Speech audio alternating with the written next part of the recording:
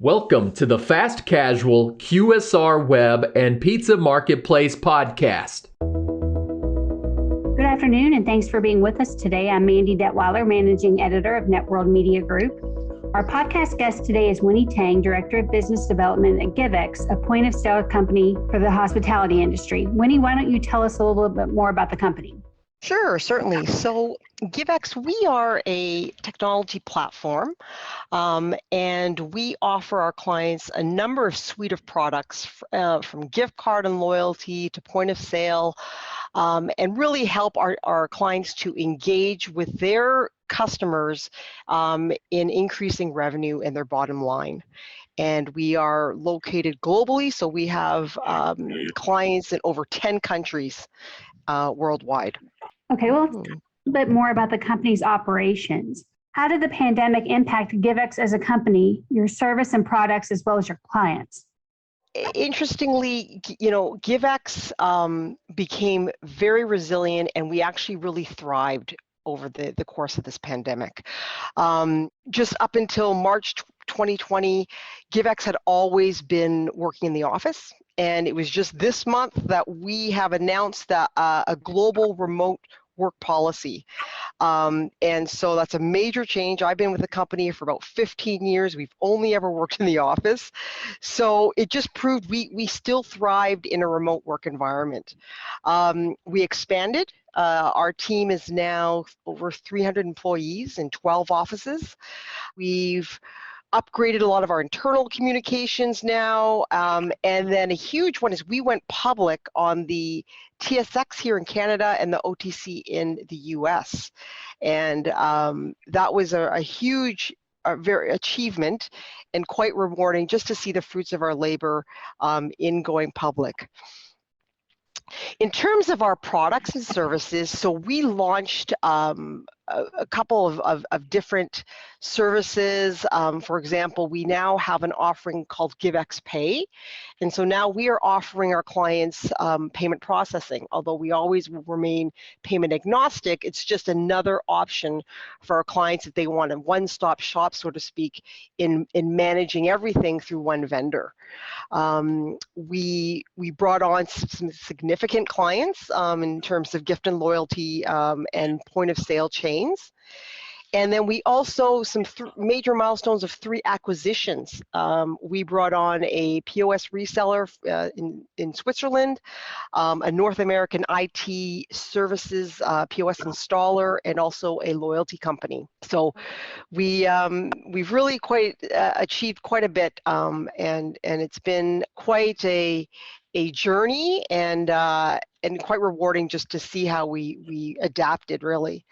In terms of our clients, now a lot of our clients are in the hospitality industry, so restaurants, resorts. So certainly they struggled, especially at the beginning of the pandemic.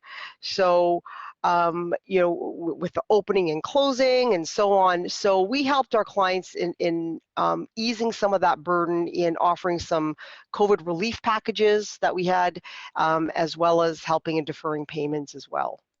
What are some specific ways Givex restaurant clients adapted their operations over the past 2 years as it relates to technology? Yes, so that's a great question.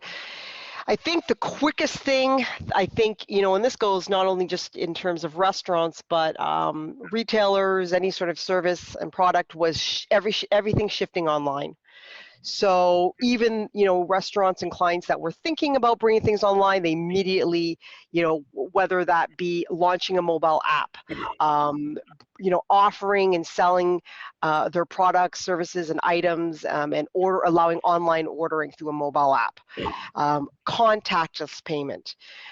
Several of our dine-in clients, they started offering patios and just all sorts of creative ways to really bring in customers and still have them experience the whole having the dine-out experience. So we were deploying lots more wireless tablets, so with access points, so really allowing servers to just be outside to still abide by the regulations that were happening at the time, but still being able to bring in customers.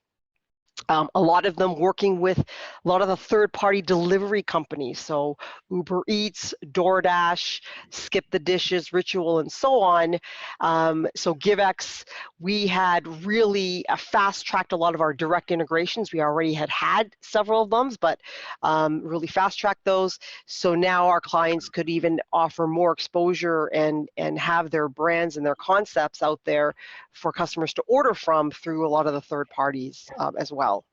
What are some of the Mhm. or changes that Givex is seeing in the way their restaurants are doing business?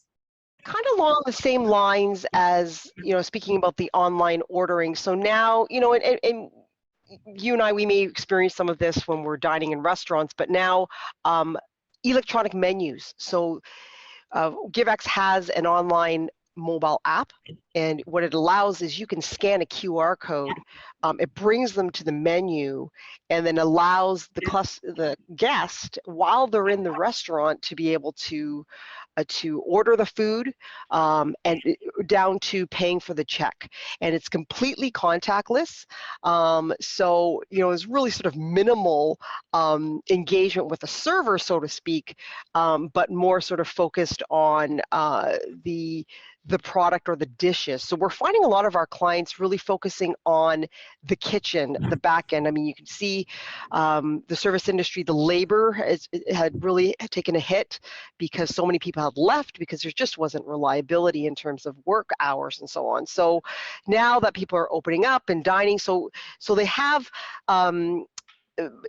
deployed what's called, Givex has a kitchen display system, and what it does is it allows the orders that are firing from the point of sale to go to a screen, and it really sort of talks through the back of the house, cooking instructions.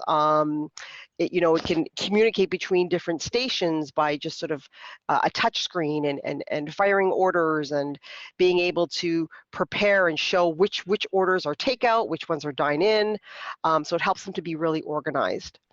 Yes, another one is automation. So again, along the same lines, I don't know if and this could really apply nationally, but here in Toronto, for example, the labor is very diverse. So you're coming from across different nations and so on. And sometimes a lot of the cashiers, they're finding lines, like some of my clients have been telling me the lines are long because sometimes there's some of the miscommunications or not clarity on the ordering. And so what they've deployed is what's called our self-ordering kiosks. So what that does is it's just really, and you see these in the McDonald's and the Tim Hortons and so on, and the customer can just go place the order, they can customize it, and you don't have a lot of the hindrance of miscommunication or any errors. And then what our clients are doing is they're focusing on staff in the back of the house. So how to prepare the foods, get it ready for the driver for the delivery. So it's really shifting to sort of more of this takeout delivery model in some sense. How are Givex restaurant clients engaging with their customers to get them back into their establishments? We actually conducted a survey this year, and we polled 1,500 Canadians, and we wanted to find out more about, over the course of the pandemic, what is now motivating them to dine out, and also just their comfort level with technology. And a huge percentage had said it's promotions like buy one, get one free, special offers, coupons, those sorts of things would most likely incentivize them to go out. I mean, now inflation, with high costs and so on, people are a little more hesitant. So when you have an incentive with a sort of a special offer, also a loyalty program that you're going to get something with repeat visits. These are the sorts of things that our clients are now offering a lot more coupons. We're working with them on that way. We have a coupon engine. It's all incorporated within our point of sale system, and so that's one way they're really engaging and getting them back. Of course, the online piece, mobile app ordering. That's huge. It was interesting from that survey that it was about more than a quarter of the participants said they actually prefer not to engage with the server and just be able to look at the menu, order, customize their order, and do that all by themselves. So it's really interesting how the market's really trending a little differently these days. What makes Givex unique or distinct in the restaurant tech industry from some other vendors? You know, we're one of the last standing, if you will, solely stored value processors. I mean, now Givex is a huge platform, so we don't just do gift and loyalty and stored value processing, but that's where we came from. Everything was built and developed in house. It was proprietary, and so from learning with our clients and partnering with them over the years, we came from a different path where we then deployed our point of sale system. And so what's ended up happening now, after now we're 23 years old, is we have now a whole suite of products that really are fully end-to-end. So a lot of our clients don't have to deal with multiple vendors. They can just deal with one that has a fully integrated suite. So integrations and using third parties and those sorts of things that can sometimes be obstacles are no longer impeding that, and they can really grow and expand. I think another distinguishing factor about us is, you know, as I talk to prospects and the market really, is we really take a partnership approach. We don't like to view ourselves just like as a vendor, but really a partner. So I know for myself and my colleagues, we really sit down with our clients and say, okay, what are some of your objectives? What do you want to achieve? What are you maybe having? What are some pain points you're having right now? If you come over to Givex, let's work with you. And then we're very transparent. We're going to say, here's the functionality we don't have. We may need to do development with that. And so really we want to look long term. And we've always been very flexible in being a customizable platform, if you will.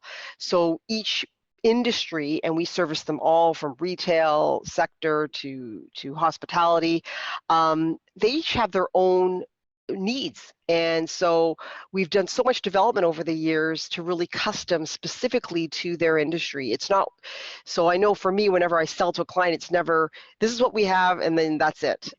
It's, you know, we'll take what we have and let's see if we can tweak it or customize it to really suit your needs and meet your objectives. So those are just some of the distinguishing factors that make us a little unique in the market. Okay. You mentioned Yeah. pain points. What are some of the biggest pain points that you see from clients when they're coming to you?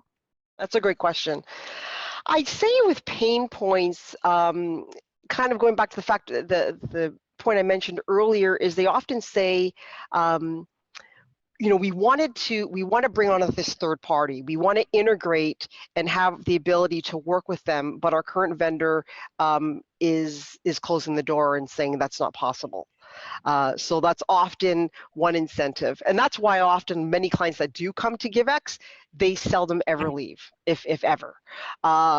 Another one will be they've actually, this is interesting in the gift card industry, is the often credit card processors had offered gift card as a secondary product. And more over the years, it's trending where they're getting out of gift card technology. All of their R&D is now, they want to focus and invest in just payment processing. So they come to a Givex and they say, you know, actually you referred, they're not even processing anymore. So it's actually just the limitation of offering the service, if you will. Often in the point of sale area, it's scalability. So some of the point of sale systems out there, they are very good for sort of a mom and pop shop. You know, it's cost effective. They're just getting their business going. But then as some of these chains are growing, they're very successful. They want to franchise out. Some of the aspects like back-end reporting, being able to, from one report, they want to be able to see across all their stores. And it sounds simple, but some of the vendors out there, they don't have a robust back of the house tool, whereas Givex has done that over the years through gift and loyalty. Our reporting is quite extensive.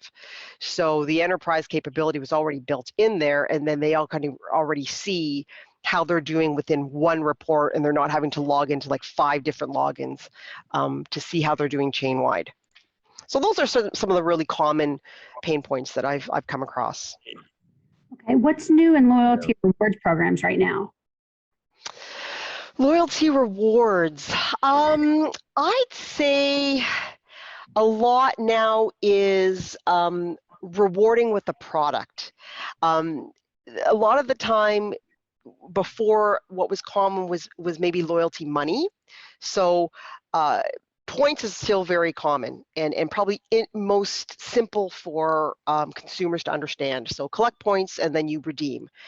So before, a lot of the idea was, okay, you hit a threshold of loyalty dollars and then you redeem the dollars. And some of the challenges there were with sort of escheatment and liability and managing loyalty dollars and reporting on that versus gift card dollars. So now a lot of what we're doing with clients is you hit a threshold of points, but that points will just automatically convert to a free cup of coffee, a free appetizer.